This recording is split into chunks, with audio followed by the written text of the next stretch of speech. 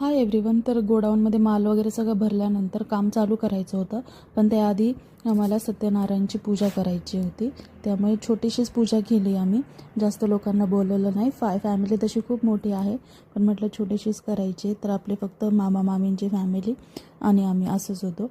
आणि सुनीता मामीवरती प्रसाद बनवत होते. मी घाई गडबडीत व्हिडिओ घ्यायचेच विसरले आणि वैशाली मामी इथे खाली होते. मी पण आवरून पटकन आले, कारण की हे जे ब्राह्मण आहेत यांना दुसरीकडेही जायचं होतं एका ठिकाणी पूजा करायला.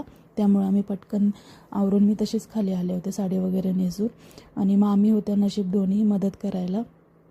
आणि अचानक ठरलं होतं, ज्या दिवशी सकाळी करायची ठरली पूजा, त्याच दिवशी संध्याकाळी 5 वाजता पूजा करायला हे आले होते दोघं ब्राह्मण.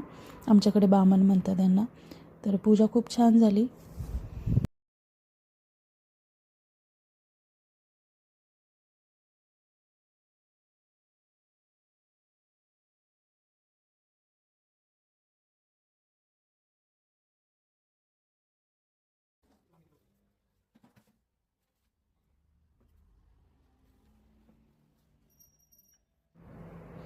आणि विशेष म्हणजे हे जे आहेत ब्राह्मण, ते माझ्या लग्नाच्या वेळेस पण हेच होते, माझं लग्न लावणारे पण हेच होते.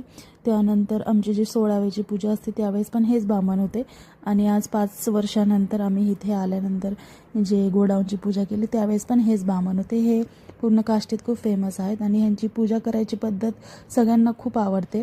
त्यामुळे कुठेही पूजा असेल तर ह्यांनाच बोलवलं जातं. त्यामुळे हे खूप बिझी असतात. कसंबसं त्यांनी वेळ काढला होता आमच्यासाठी आणि ते इतकी छान पूजा करतात. सगळ्या जे कथा आहेत ते खूप छान पद्धतीने ऐकवतात. त्यामुळे हे सगळ्यांचे फेवरेट ब्राह्मण आहेत आणि सगळीकडे जात असतात.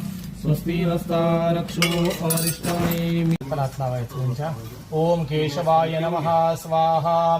ओम नारायणाय नमः स्वाहा. ओम माधवाय नमः स्वाहा. ओम गोविंदाय नमः.